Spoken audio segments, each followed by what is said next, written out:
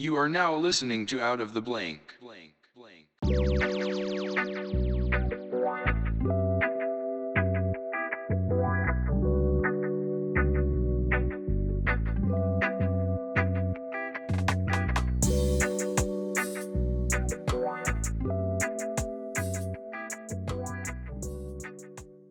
Welcome to another episode of Out of the Blank podcast. I'm here with Jonelle Meyer. Hello. I said it right, didn't I? You did not, but that's okay. Wow, what is it again? Jonelle Meyer. Jonelle. Why do I? It's the O. We have It's that. the O. You have that O in there. It's like I don't even know. It's like pistol whipping a blind kid. It's just randomly there. Pretty much. It's spelled like Jonelle, so it throws people off all the time. Well, tell me a little bit about yourself, and if you want, what you do professionally. So I am actually an animal trainer at Turtle Bay Exploration Park. I live in Northern California, and basically 40 hours a week is spent training rehabilitated wildlife. So I work very closely with things like bobcats and falcons and eagles that can no longer survive in the wild. And I do all their husbandry, diets, cleaning, that kind of fun stuff. But mostly we work on programs and shows to educate the public about the natural world. And it took me 7 years to get to this point. My background is actually mostly pachyderms. I grew up in Ohio and moved out to California after I got my bachelor's degree to work with more rhinos. And after an injury, I ended up at Turtle Bay. I have so many questions. Absolutely. The first one is we're not talking about, okay, you kind of explained it. You said lions and tigers and bears, oh my. But like immediately you said you're an animal trainer. I think of the one time I trained an animal, which was my dog with a dog whistle, and it was to get them to stop shitting inside the house, and it didn't really go so well. You also said you're an animal trainer when it comes to the fact of you're helping rehabilitate animals. Immediately I thought of a turtle in a wheelchair. You know what? Those are great thoughts. But I'm going to pit stop you because something that a lot of people don't realize is that you can't actually train an animal not to do something. You can only train an animal to do something instead. So So if you wait, get hold on. All the times I've stuck my dog's nose inside the whatever they were doing inside the house, it didn't do anything. it did nothing. They don't understand that. That's why my dog had PTSD. Exactly. Yeah, that's exactly why. There was one point she didn't go to the bathroom for like a week. I was kind of worried. It's probably because you messed her up a little bit, but that's okay. All right. Hey, everybody gets messed up by But their so-called parents, I would say. I would say so as well. Yeah. Education is important, you know? Well, so what exactly when you mean by rehabilitating animals? Are we talking about just introducing wildlife kind of in a more friendly scenario for you to be able to incorporate your seminars or shows where you teach people things? So we kind of do a little bit of a combo. I'm also a volunteer at Bidwell Wildlife Rehab and Tortoise Acres Rescue and Sanctuary, as well as working as an animal trainer. And even at my full-time job, we do a little bit of a combo. So all of our animals are rehabbed. They cannot be released into the wild for whatever reason. We actually have a falcon that was hit by a semi truck. We have a vulture that was shot with a gun. Whatever it may be, they can't be released into the wild. You immediately said Falcon hit by a semi truck. I think of there's this pitch. I forgot who the pitcher was, but he threw a fastball and a dove or a seagull, whatever it was, flew right into it. That's insane. Yeah, I would imagine. You gotta look up this video. This is like a once in a lifetime thing. They caught it on camera. The dude goes to swing. It's a 90 something, 98-mile-an-hour fastball. This dove just explodes. I'm like, I've only seen maybe a dead bird once, but not like the little tiny birds, but like a big one. I've seen an eagle hit a power line one time, and my grandpa just pulled it out of our lawn. I was just like, does this happen every day? Yeah, that's insanely wild. I've actually never heard of that, but now I'm gonna have to look it up when we're done. I'll have to send you the gif of it. Please do. It's sad, but at the same time, it's like, that's amazing. Literally, all that room in a giant baseball stadium, and the freaking dove flew right at the right spot. Yeah, what are the chances? That's crazy. Well, even when we're talking about like rehabilitating animals and stuff, like what's one of your favorites that you've kind of helped and really kind of stuck with? Um, oh, that is a really good question. When I was younger, I did a lot of rehabilitation for just basic, goose and even like goats and donkeys, really wild stuff. But actually, I think my favorite is probably reptiles, because it's such a long process to get those guys up and going again. And so you really get this connection, and that means that when you release them, there's just this overwhelming sense of joy versus the opossum you had for 2 months and this turtle you had for 2 years, you know? Is that because of the fact that they just hook onto you a little bit more deep, like a bigger connection rather than a normal, I guess, average animal would, like a turtle or something? I wish it was that, but it's actually mostly because mammals, if they come in, say, young or hurt, they just heal a lot faster. But the reptiles, they tend to, everything about them is slow. Their metabolism is slow, their healing process is slow. So when they actually get to be healthy enough to be released, it's almost always at least quadruple the time that it would have taken a mammal to power through whatever their issue is. So how'd you even become an animal trainer? Like, where did this all kind of start from? Like, were you a kid and just loved animals? Like, at one point, I wanted to be a vet, and then I took my 14-year-old Dalmatian to the veterinary clinic, and the doctor stuck his fingers up the dog's butt, and I immediately lost that passion to be a veterinarian. You know, that's fair. I actually, my whole family wanted me to be a vet because those are the ones that make money, but I never wanted to be the person that made the animals not so happy. I never wanted to be the person that the animals were not excited to see. So I always loved animals. And when I was growing up, I worked really hard to get as much experience with them as I possibly could.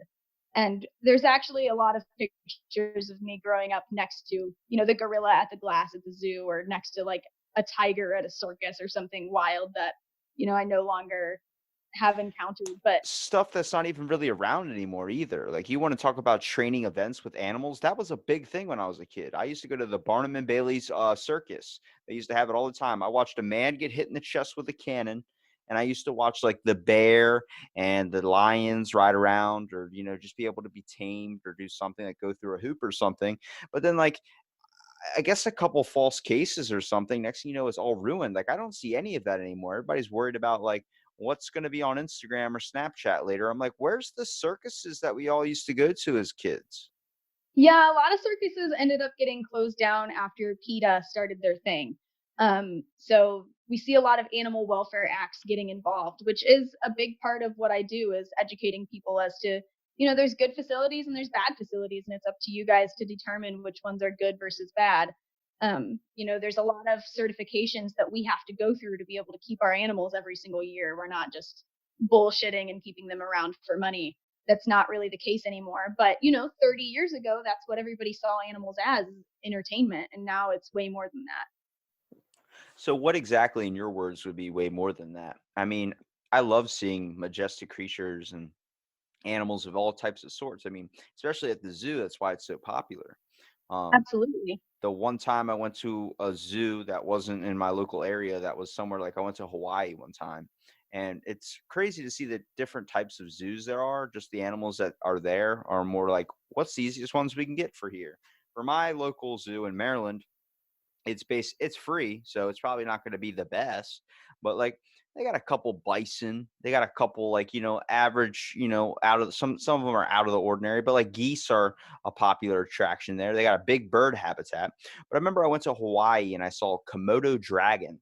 And then we walked by the monkey cages, and my grandmom is filming all the wonderful creatures. And guess what this monkey did? Not even 2 minutes after we started looking at it, Probably something rude, if I had to guess. started masturbating heavily.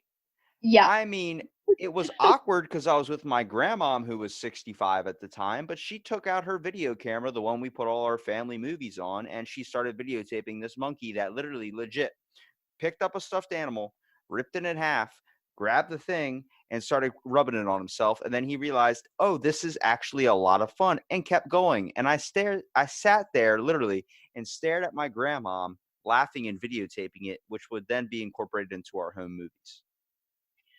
So here's the thing, though, as ridiculous as that is, and as someone who has worked with primates and know how disgusting they are, here's the thing. Are you ever going to forget that moment? No, but I would know that if I was that monkey and that same thing would have happened, I would have did the exact same thing. Not even if I was a monkey. I'm just a guy. I know immediately if someone hands me a stuffed animal and I have no common sense, I'm going to start doing that. If it was legal, I would do it. You know what, though? That's kind of the point, is to create memories, right? Regardless of how disgusting or terrible they may be. you create memories and you create connections with those animals. So I have a that's fucking ultimately the video goal. on it that's like 30 seconds long of my grandma just going snorting in the background. I'm like, what? And you just hear me in the background, like, the monkey's masturbating, right? And she's just like, this is the best thing ever. I was like, oh God, Grandpa, you need to step it up, bro. You know what? Primates do a lot of very weird things. They're super mischievous, constantly, always trying to get into shit. It's insane. Working with primates is probably one of the craziest animals I've ever gotten to work with because they just always want to mess with you. Don't you ever get scared just being around? Well, like, what's one animal, if you had to say, that you've worked with so far that you've been really scared to work with? For me, it'd probably be chimpanzees, because I heard of there was a zookeeper or something that had like a chimp that had a birthday or something, so he brought a cake in for it, and all the monkeys got jealous that this one chimp got a cake for him. So what they did was they broke out of their enclosure after beating up the other chimp and killed the animal trainer by ripping off his fingers, ripping off his crotch, ripping off everything, like biting off. They see anything that you can use as a weapon or anything that is you hold prideful, and they take it away from you. Yeah, chimpanzees are pretty ruthless. I've gotten to work with primates, but luckily never chimpanzees. I've worked with orangutans and gorillas and different species of monkey and lemur. But for the most part, those guys are. I've never gotten to work with chimpanzees. As for the one that has scared me the most, I had a pretty rough incident with a red river hog, and those guys are like 200-pound wild boars from Africa with tusks.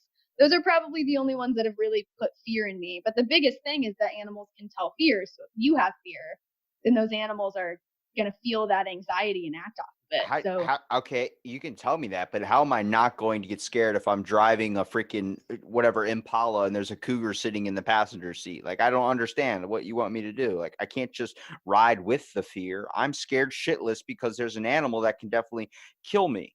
I used to think a lot of when I was a kid, probably much like most kids, that they could take a bear. Then I saw an Instagram page called Nature is Metal, and I've been completely humbled for the rest of my life. I think a lot of it is understanding how the animals work. Because, for example, I work with an eagle that literally can take down deer. And there's something really special about knowing how that animal works. Because, for example, if, worst case, worst, she attacks me, I know that her instinct is going to be to use her feet, not her beak.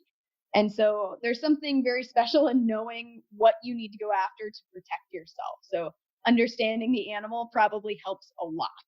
And I spend a lot of time making sure that I know my animals well, so that's never an issue. Do you do a lot of research and studying based on whatever type of animal that you're working with, like a certain species, like a red-tailed hawk or something? You would have to probably study a book on some maybe red-tailed hawks or just hawks in general. Yeah, and it's not required by my boss or anything, but it is one of those things that I feel obligated to do. I look at my relationship with the animals a lot like a friendship. It's respect on both regards. And how would you ever have a good friendship if you know nothing about that animal's background? Yeah, Kind you of the got to know where the secret spots are. You got to know what it likes, what it eats, and then you got to make your own kind of experience with it in general. Like, how does this thing choose to act? At one point in my life, I wanted to own falcons. I wanted to do falconry, and I wanted to end up training to get my license. Then I saw a video of a eagle kill a sloth, and I was so hurt that I wanted to kill every eagle out there, only because I love sloths so much, because they're just I mean, they're awesome. What else you want from me? It's funny. Sloths are not the beautiful, majestic creatures that everybody thinks they are. I worked with one that was just a total asshole. And believe it or not, they're not as slow as you think, and they have very sharp claws. So Yeah, that's the point. Everyone thinks they're an asshole, or everyone thinks they're nice and they're an asshole. That's the best that's part. true. They're so deceiving. How is he an asshole to you? It's just one of those greedy things where if you weren't feeding her fast enough, she was going to make sure that she had the grape, whether you wanted to give it to her or not. And most of the time you gave in because her claws were really sharp. So All right, you've had a dream animal since you were a kid. What is your dream animal? Mine was a sloth, and you just told me that they're all assholes. So now I'm kind of lost here. well, they're not all assholes, but I have Most of only them are worked with one assholes. kind one. Yeah. um, my dream animal originally started out being some type of pinniped, which would be your seals, sea lions, or walruses. Loved walruses ever since day one. But it Really? quickly changed when I got into the field. And I've always loved giant animals. My father always jokes that I wasn't going to work with any animal that couldn't kill me. Um, and it quickly changed when I was 17 and I started volunteering at the Toledo Zoo when I was 14. And when I was 17, I actually started volunteering in the rhino department. And I got to work with the rhinos and hippos every day. And the rhinos quickly stole my heart. So that is my dream animal. I've already done it. Now, what's your spirit animal? That's a weird question, but I have to ask. Ooh. It's like that inner animal that you like to compare yourself as. For me, I always thought I was like, I don't know, a chameleon blending into the crowd. But then I started to realize as I got older, I talked to my aunt who was a spiritualist, and maybe it's not my, mumbo jumbo, but it's I'm open to everybody's interpretation of life. So she told me, she goes, I think you're the sloth. I'm like, I'm all over the fucking place. How am I a sloth? She goes, just think about being a sloth. And I started thinking about it and I started slowing down and enjoying life a little bit more. But like my dream animal, like has probably changed from when I was a kid. I wanted freaking, and it brings back a good point too. You said sloths, most of them are kind of assholes.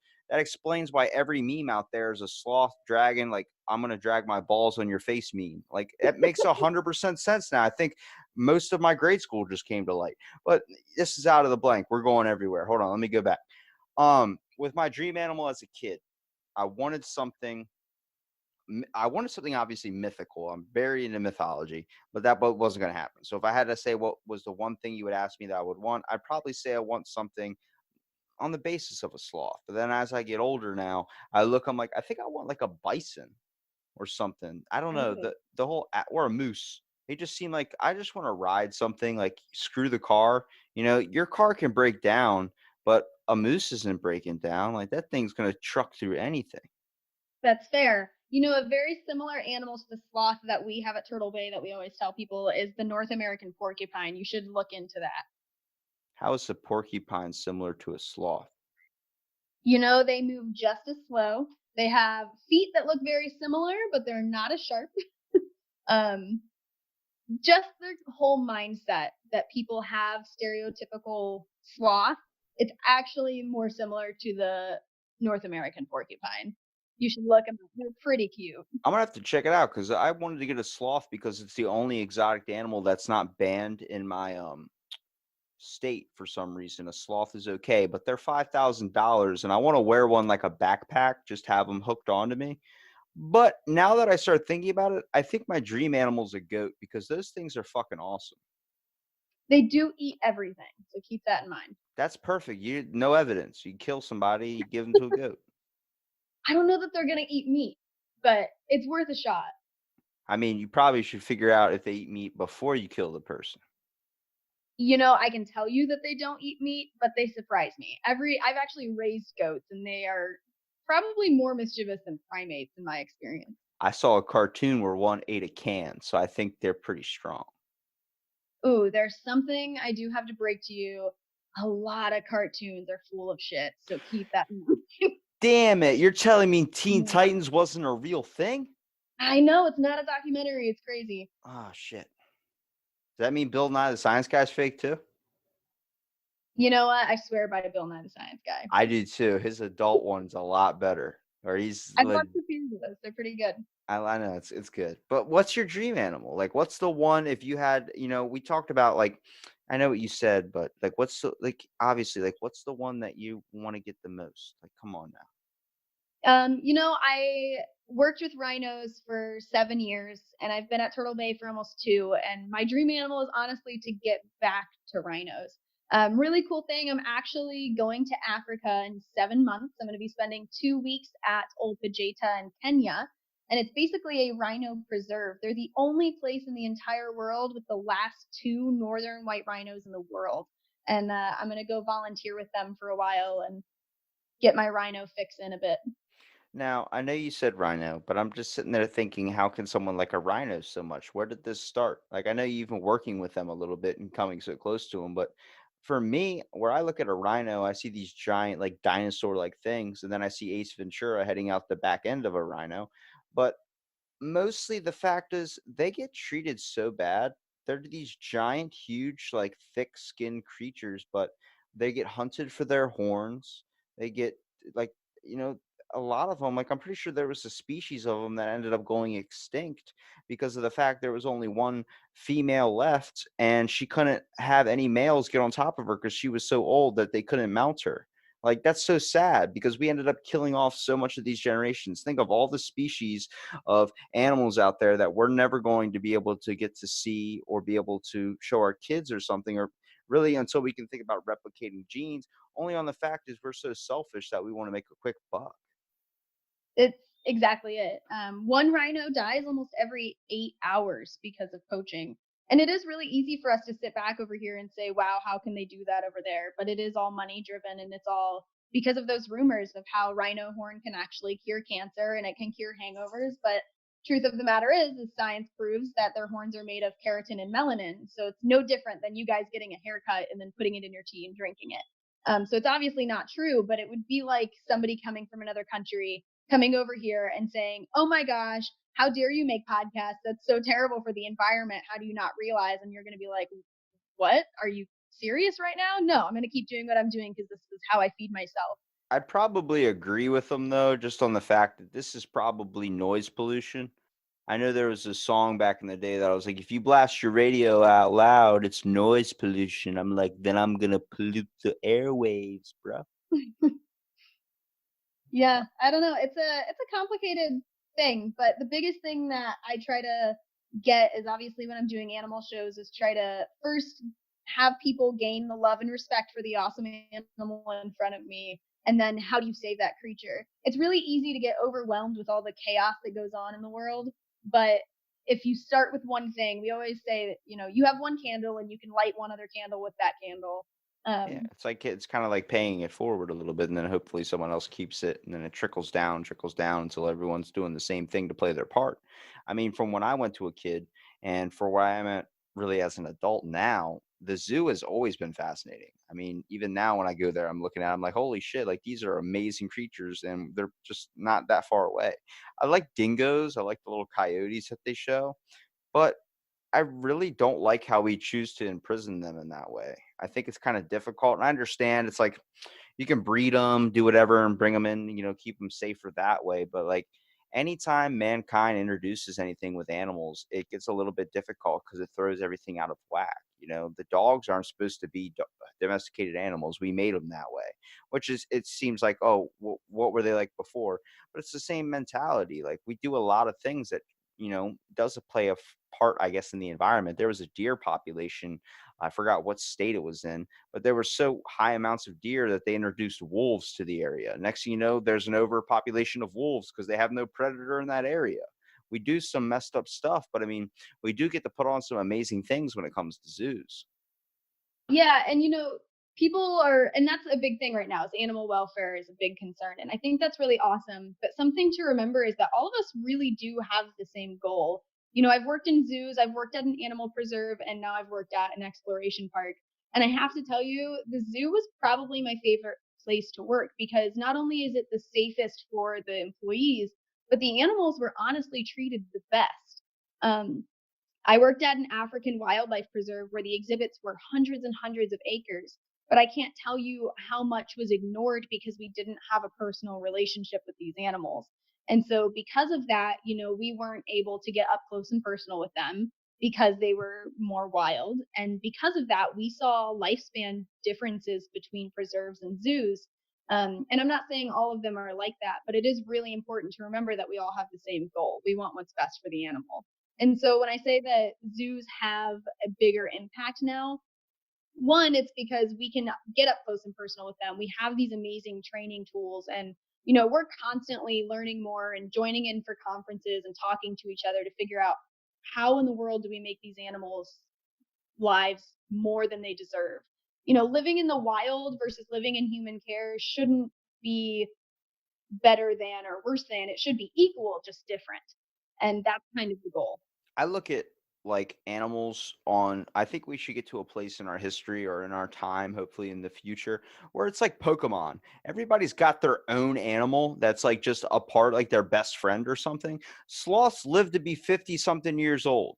Mhm. That is like one thing when I found that out, that's a pet that when it dies, you're just like, I'm over life. Like, this is it. This was my best friend for life. My grandpa kept parakeets. Everybody's got an animal they're interested in.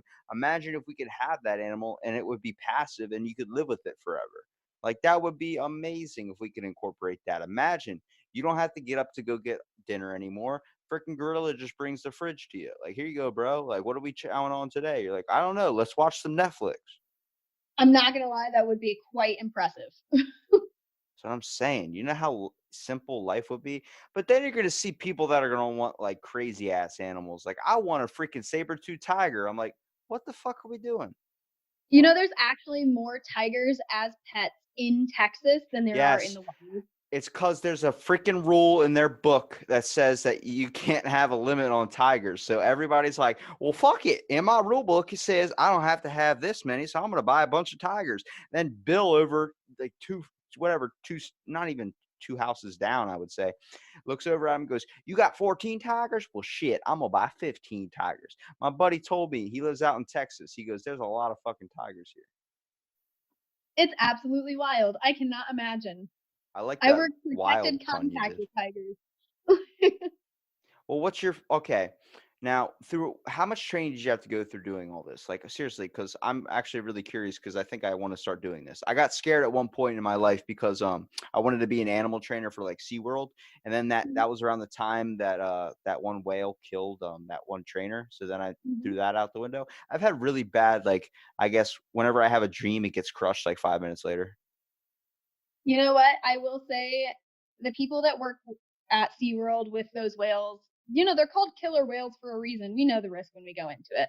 Um, so I will say that is a very dangerous job. And I feel like most of those orca trainers know what kind of danger they're in when they got in the water with them. But um, as for training, I started young. And the biggest thing in this field is think about how cool my job is. You know, I get to hang out with wildlife all day long, and usually you have to battle 80 other applications when you're applying for a zookeeper job. Um, so the biggest thing is to have as much volunteer experience as you possibly can. I started volunteering at the Toledo Zoo in 2010, and I volunteered until the day I left Ohio in 2017. And I also had internships and part-time jobs, all animal related. When I moved out here, I actually took a full-time animal keeper position and worked with mostly pachyderms and primates, which are, you know, your giraffe, your elephants, and rhinos, as well as lemurs and monkeys. And then I came up here. But the biggest thing is that I also got my bachelor's degree while I was volunteering at the Toledo Zoo. When I left and got my first big kid job, I had 1,800 hours of volunteering experience, my bachelor's degree, 2 internships, and a part time job at a zoo. So it is all about making yourself just be the best person that they can possibly even look at. Well, then, if I had to ask you what's your worst experience with all your training so far, what would it be? Oh, out of my training? Yeah, out of anything that you've done just in the zoo life in general, or just being an animal trainer, you've had to have one super bad moment. Maybe not with the sloth, but one that's kind of maybe shaken the way you thought about animals. I mean, sometimes I'll get in a bad situation. I love all animals; I think they're awesome, but there are some moments where I'm like, this might be a little bit too dangerous for me. You know what? I almost died almost 2.5 years ago. So that was probably I love it how you just calmly said that. Like, I almost died 2 years ago because I fell in an anthill and an anteater tried to eat me. ooh, I wish it was that cool. No, I actually had my quad ripped out by a Red River hog. What the fuck? That was the reason why you don't like that hog? Yeah. Damn, you should have explained that one in more detail. I'm curious now. What exactly happened? What did you do and what did it do? Or who played the first thing? Basically, I went in and I had a bucket, I had a stick, I had their food, and I even had another person in with me, and it was just a training session gone wrong. It was actually 2 Red River hogs, and they were both males, and I don't know if hormones were flying or I did something wrong. I honestly don't remember a whole bunch of the day. But basically, I just got rammed by these two pigs and they knocked me onto the ground. I hit my head on the concrete and they ripped my quad out. I had 6 bite wounds on my right leg. And they obviously rushed me to the hospital. It was less than a millimeter away from my artery. And I was out of work for 17 weeks and on crutches for just as long as that. I could stand for like 5 minutes an hour.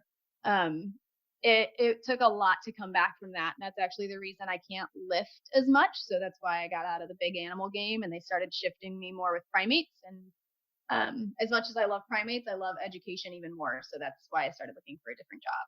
What do you typically are aiming to educate people about? Just the safety and how these things are awesome, but we also have to learn to respect them a little bit. Like, I mean, everybody's education when it comes to something is like a zoo, but it's not a full on tutorial. I feel like, you get to watch people do, I'm going to stand on this gator's head and watch it not bite me. It's like, okay, I get it. If you sit on top of a gator's mouth, it can't open up its mouth. It's impossible. I understand that. But at the same time, if the mouth is open, and you get your hand under there, you're fucking done. Right. I don't know. Yeah, I mean, that's a good point. A lot of places, though, are going more toward natural behaviors, asking animals to do behaviors that are natural, not weird, um, not show offy behaviors. So in general, I like to educate about the fun facts about animals, right? If you're learning about animals, it should be fun. It shouldn't be school. And then after you gain that appreciation and respect, it's really easy to say, why should you save this animal? Well, you already love it. So why wouldn't you want to? It's kind of a way of making it more exciting for people. And then they actually go home and they do something. If I can talk to 250 people in one day and one person goes home and they have a difference made, that's worth it to me. Have you ever seen anybody come up and talk to you about wanting to become a zookeeper or an animal trainer?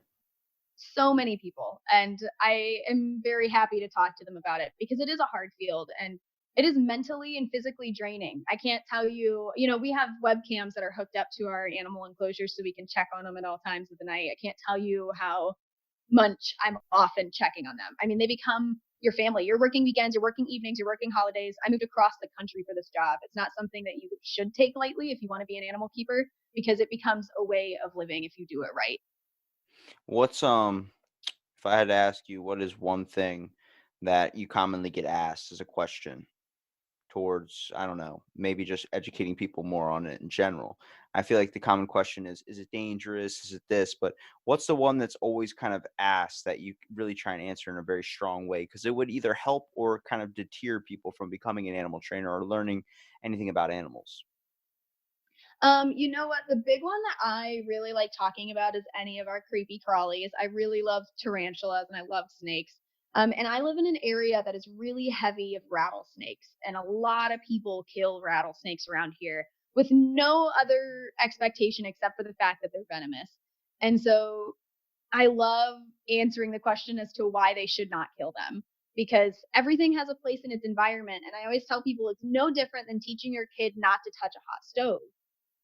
Don't go near the rattlesnake. We also live in an area where the rattlesnakes aren't aggressive. They're not going to come after you. And if you get bitten, you're not going to die. But it's still the same idea where think about how many rodents that thing kills every single year just to help us out. I'm So not, I'm not everything has a cycle. I'm not even scared of snakes. I'm more scared of rats. And that's a more common fear too. So generally, if I can remind them that they eat hundreds and hundreds of rodents every single year, that tends to help. But I'm not even scared of like normal rats. I'm scared of like the New York rats. Like that's a whole different species of rat. Like that thing's the size of a Febreze can, and like people were You know hanging. what's interesting is I learned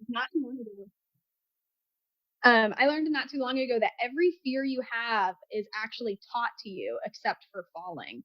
So I love helping out with the fear of any animal because once you learn more about it, it's easier to, even if you can respect them from a distance, that works for me. I don't respect New York rats. At one point, people were killing those things and hanging them up on the subway because they learned that when a rat sees another rat dead, it learns to stay away from that area or tread lightly.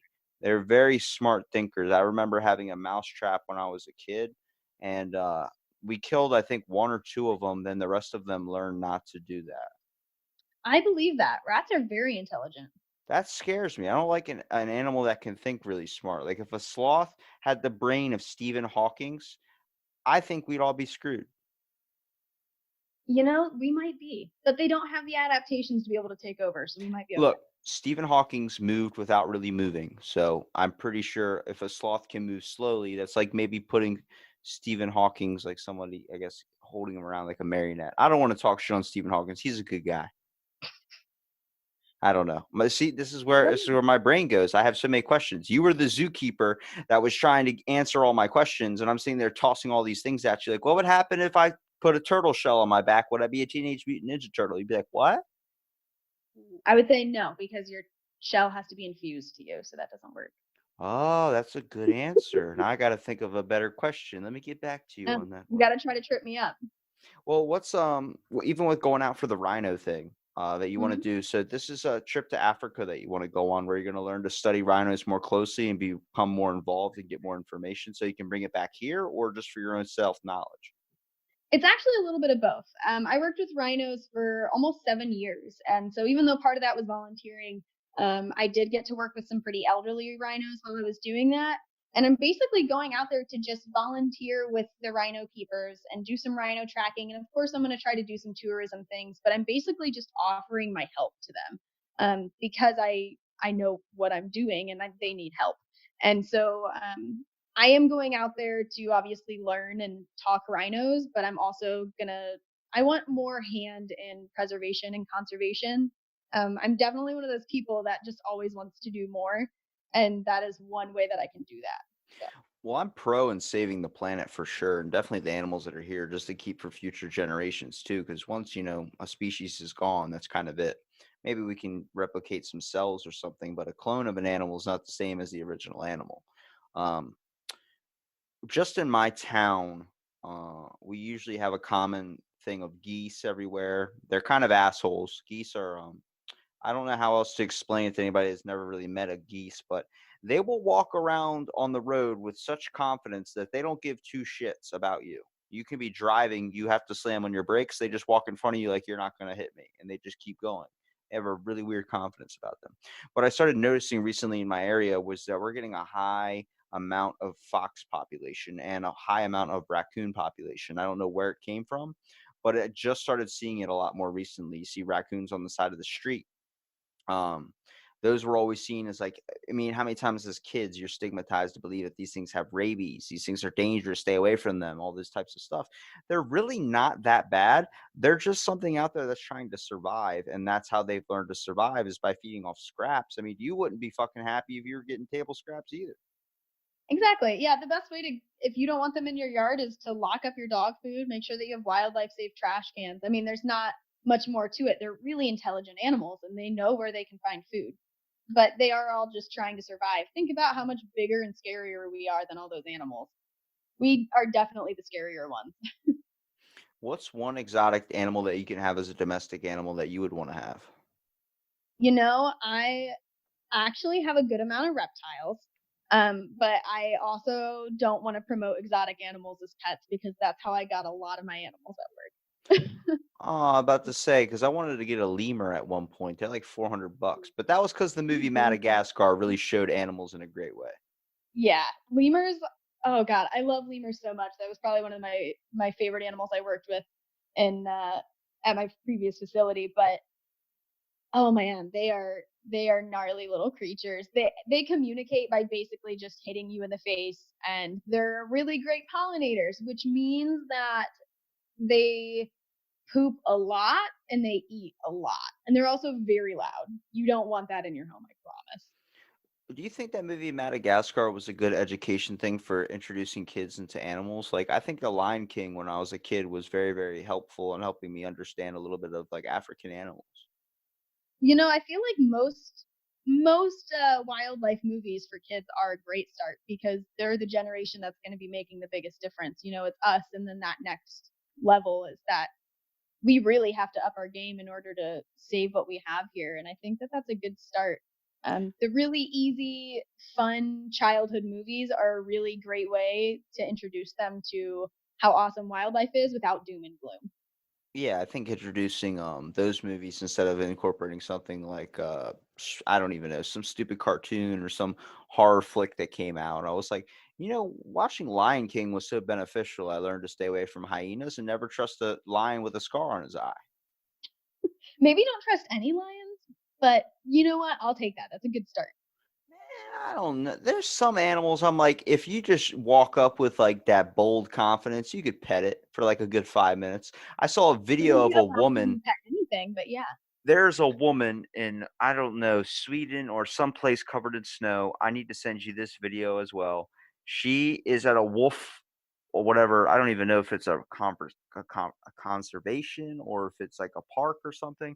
But she's licking, has her mouth open, and these wolves are licking her mouth and everything.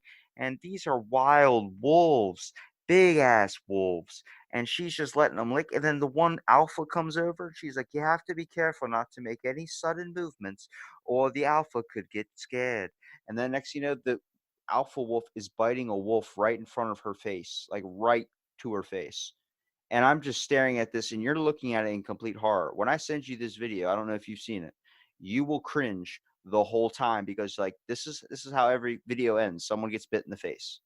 Yeah, like I said, there's good places and there's bad places, and I personally don't see any reason to do that when there are safe ways to have relationships with animals and still let them be animals. Well, what do you what That do you seems awfully strange. what do you think about PETA? I have to ask because I've understood PETA. They're very, very drastic in their actions. I think it's called for, but I don't think they do a lot of the stuff they do correctly, I would say. They come at it with a very like, we're going to get it done now, now, now, now, now. And I think that really puts people off on a lot of the stuff they do. I mean, I even remember you were talking about the animal, like the animals in cages with like carnivals and stuff and all the like little circus acts we would see. The biggest thing behind that too was animal crackers when they had the animals behind the bars. Now they're open in public. That was all PETA. I looked at that. I was like, that's a complete waste of time. Why don't you work on the actual thing? So I was wondering if you were going to ask me about PETA. I personally have had experiences with PETA, and I know a lot about what they've done, and I do not support them in almost any way. They're not very educated in the way that they go about things, and maybe you're right. It's because they want to do things now, now, now. But they actually, I had a group of them come to me at one point because we opened up a touch tank. And so what's interesting about this is that they really, really attacked us about this touch tank. But I want you guys to understand that what was in this touch tank was echinoderms, and that's your sea stars and your sea urchins. And what's important about echinoderms to know is that they don't have a nervous system, so they actually can't feel you touch them. They also don't have a brain. And we were giving them 15-minute break, or sorry, 15 minutes every hour to be touched, and then they would go in a different tank. And so I just thought it was really interesting that they were spending so much time picketing us on touching these animals who can't feel touch, who were also getting 45-minute breaks every hour, and they were only working 3 times a day, if that. But they had no idea that these animals couldn't even feel. I remember having a conversation with the people that were yelling at us, and they were like, "What do you mean they don't have a nervous system?" And so it's like they hear these things and they automatically assume the worst, and then instead of getting educated on it, they explode. Um, Well, they try and fight for the right of the animal, I would say, like coming from the animal's perspective. Would you want to be in a tank and would you want to be touched all day? Yeah, but there's other factors that come into play. Most of like maybe some asshole kid like me that decides to grab the starfish and rip it in half because apparently you can make two of them that way. I don't know if that's 100% true, but that's where my mind goes. But the way PETA tries to fight it, it's it's irrational, but it's understood. But the way they're doing it is so shitty. I will tell any PETA member this. Like, you can get your same actions done a hell of a lot quicker if you just took time to rationalize the way you're thinking. But they go too insane. It's much like any feminist movement, any whatever movement you want to say. Anybody that goes 100%, it's because they're trying to make up for lost time. And I just look at it like, you can do the same shit, get your message across in a way better way if you're just passive about it. I get it. You're upset that there's lost time and everything, but nobody's going to understand when you're yelling in their face. They're just going to look at you with hatred. They're not going to want to pass anything you want passed. talk to people, understand it. I get that. So you've tried that before and it's failed in the past, but there's a rational way of going at this. Targeting you for having this tank or whatever is a way of them trying to take down the little force because they can't break down the doors of the big force. Correct. And what's interesting too is, I actually grew up at one point where a bunch of PETA members came and they just released all of the hoof stock at the local fair. And then it's like, okay, but what did that do? Because now we just have cows in the middle of the street. Nothing really happened. They also made blackfish. And it's interesting because, like you said, they really want things to happen, but they were willing to lie in that documentary. And there's actually different sea worlds. So there's like a sea dash world, there's sea world with a capital S and a capital W, and then there's sea world with all lowercase, and they're all in different countries and they're all owned by very different things. But you can say the words sea world, and the people in the US just automatically go to the ones that we've seen our entire lives. And I actually wrote several papers in college about how blackfish is actually total bullshit. Some of it is real, and you got to remember that most zoos and aquariums did start out really terribly because humans are parasites and we just wanted animals for entertainment. But it's up to us now to take what we've done and make it a good thing. And so, they just do a lot of things that they're willing to lie and kill animals, and it doesn't matter to them as long as they get what they want. And I think that that is a very harsh way to look at things, because ultimately, like I said earlier, we all have the same goal. We all want what's best for the animals. Now, what do you exactly is blackfish? You have to explain that one to me. Blackfish is oh man, I don't know, a few years ago it came out and they call it a documentary basically about SeaWorld, and it was about the horrible treatment of the killer whales in SeaWorld's care. And that is what actually caused the movement of SeaWorld getting rid of their breeding program. And so they actually teamed up with the HSUS. It's the Humane Society of the United States, and HSUS is also in very, very tight knit with PETA. And so, you hear Humane Society and you want to think it's awesome, but they're actually in no association with the other humane societies, your local ones that rescue dogs and cats. And instead, they made this documentary about just how awful SeaWorld is. This is how they captured animals.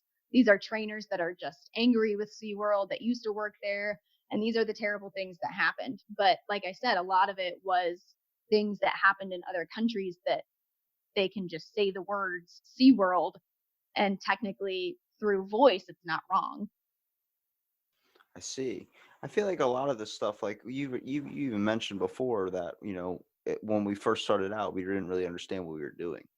We didn't. Yeah, yeah, We're trying to create zoos. We've had them for so long, but where they're at now, where it's getting better and we're starting to understand animals more. It's the same shit that comes out every time we start something, it's a rough draft of it. And then we end up finally finalizing it like 10 years or 20 years later down the road. Now we have a better system of education when it comes to the animals. We're having a better understanding of what animals are. We're having a better way of being able to incorporate better lifestyles for them in maybe a zoo enclosure rather than it was in the past. For so long, we didn't understand. We threw a gorilla in a fucking hole and said, here you go, live in this little box or something. Now we're giving them open ranges and more things to understand, and now that we're learning more and more about them because we've been studying them longer. I think everything that PETA really does now, or any type of animal rights, whatever, activist, company, corporation, whatever you want to say, is reflecting on the mistakes we made in the past. But those were known to happen. We didn't study. We didn't do anything that we have now. We don't have any information. We grabbed these animals, put them in a cage, and learned.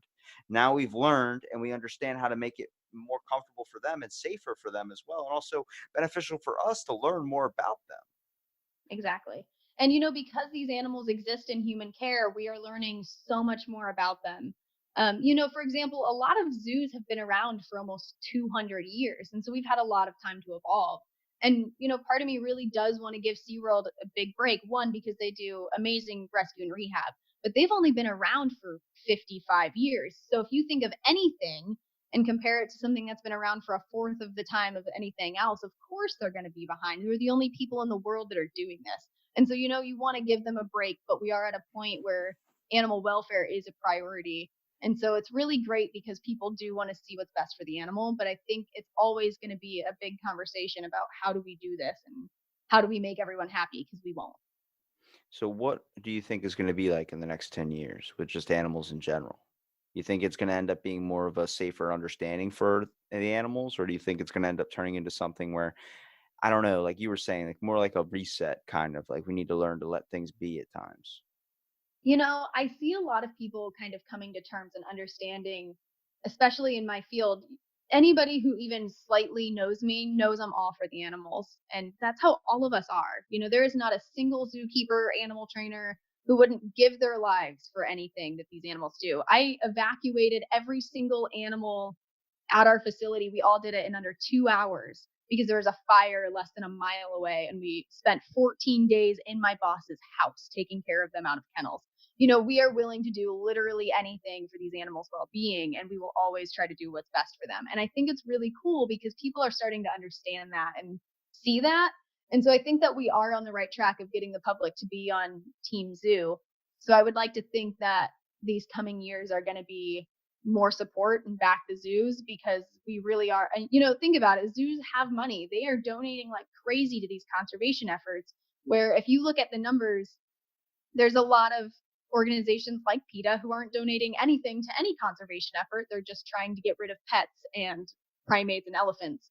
And where do they go? It's really important too to understand that once an animal is in human care, they can't be released into the wild. They won't survive. And that's another understanding that we're starting to get the public to understand. It's not as easy as just releasing the giraffe back to Africa. That's not how it works anymore.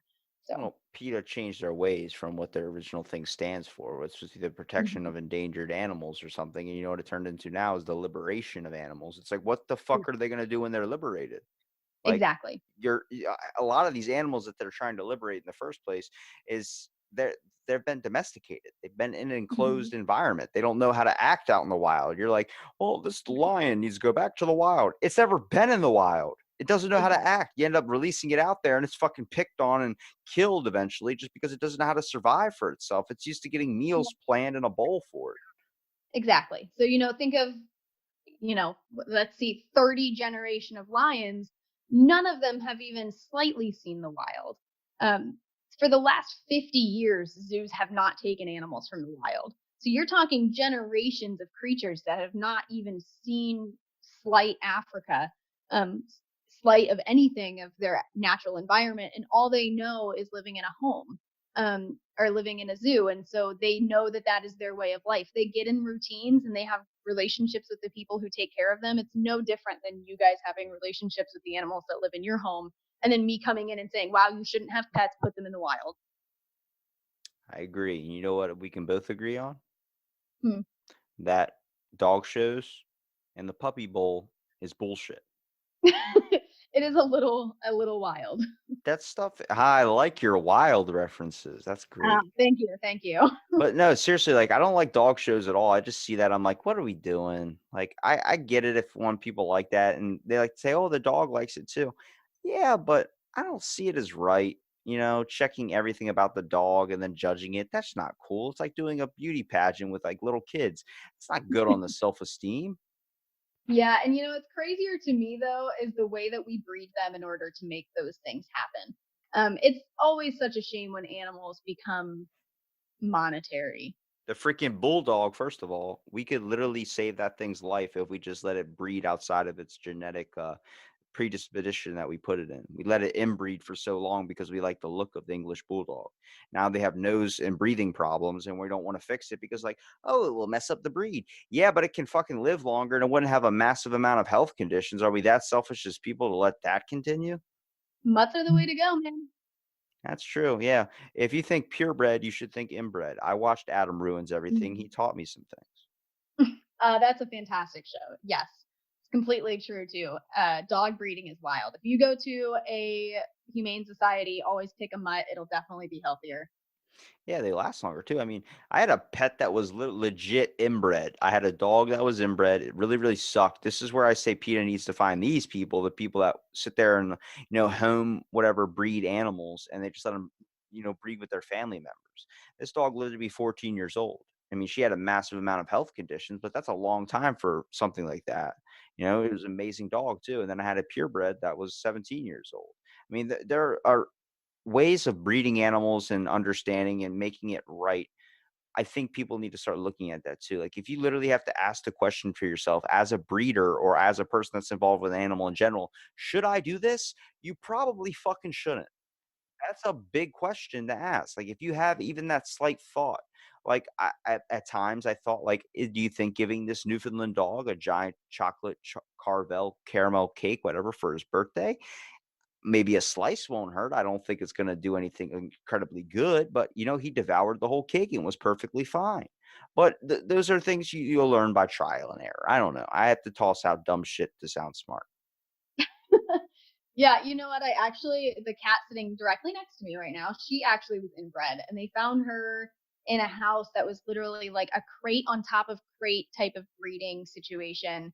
There was serval cats and domestic cats and wolves and dogs and just hundreds of animals at these people's houses. So, Did they there's tell you some, that, or did you find that like that? no, they told me. I adopted her from a humane society. I wasn't on that one.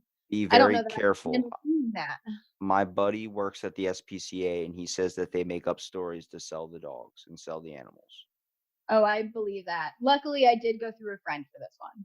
All right, I cool. am very fortunate that I know people all over the world and all that in this field, so it's pretty cool to have those kinds of hookups. Because I have a 9-year-old German Shepherd. His name is Skylar, and let me tell you one thing. The story I got behind Skylar before his name was Skylar. Not my buddy Skylar from the very first podcast. Shout out to him. That's funny how life works out. My dog's named after you. But no, his name was Pebbles at first. But they gave me this huge backstory saying that he was found in an alley by a river covered in pebbles and all this random shit that I should have stopped and said something when I was a kid because it sounds like bullshit now that I say it. And now I look at my dog like you never went into some river with pebbles. I just look at him differently now. What do you think the real background is then? Probably was found in a home somewhere or someone couldn't keep him and they just shipped him off to the SPCA. I don't believe he has a real background at all because I look at him, he doesn't have a simple slight of PTSD when we go by a damn river.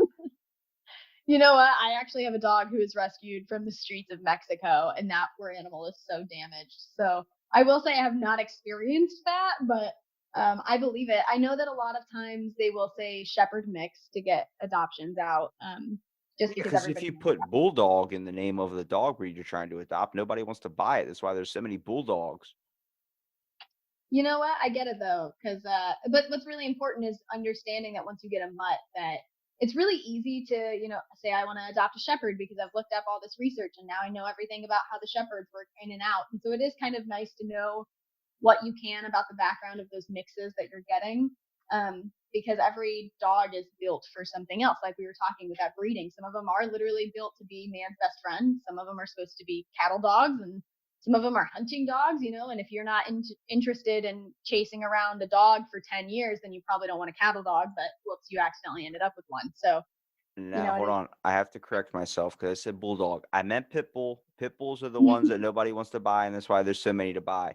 And Yeah. also, when it comes to studying animals, a lot of people go to research on their phone. They look up, oh, what's this dog? Oh, it's temperament's 4. Oh, it's care is 5. Oh, it's a good running dog. Loves the outdoors. Yes. That was complete bullshit when my buddy got Newfoundlands. He studied all up about them and then he got one and realized that it was nothing like this. So either we got a random runt of the litter. He literally did everything the opposite of what the freaking thing told us it was.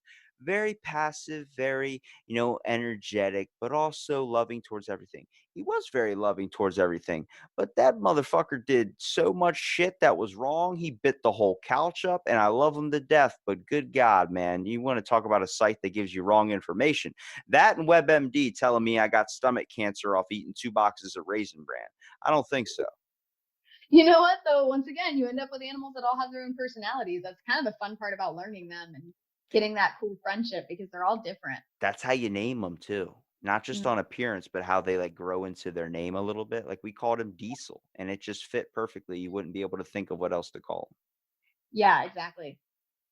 Well, I mean, I guess you live and you learn, and I appreciate you for coming out and doing the podcast, taking the time first of all, I know with all your volunteering and everything, like I'm dead serious. Like I know we had to reschedule a couple of times, but I really, I really appreciate you coming out and doing the podcast. I want to give you here a minute at the end to be able to promote anything you want to promote, such as an organization, such as a wildlife charity, such as donating to the Hawks, or maybe donating to PETA to kill these hogs that ripped out your quad. Hey, you know what? I have no harsh intentions to those Red River Hogs. They didn't mean it. But I will say, if you guys are anywhere nearby, you should come visit me at Turtle Bay Exploration Park. Our show season's going to be starting up soon, and it would be really great to get our name out there because wow, we're a small organization and no one's heard of us. But you are welcome to find me on Instagram as well, The Adventures of Jonelle. But other than that, that's pretty much all I got. Just keep in mind when you're going to facilities, do your research, make sure that they're a good one that you're spending your money at, and don't automatically assume every animal facility is a prison because that's absolutely not the case. And all of those animals are under care with people who care more about those animals than they do themselves. Yes, do exactly what I did when I went to the campground and I went to the nature reserve that they have there. They had one bird in there, and the rest of it was like 80 classifications on different types of nuts and berries that were inside of the closure. Okay, let me tell you something. I can tell you all about a fucking walnut. Hey, you learned something though, and that counts.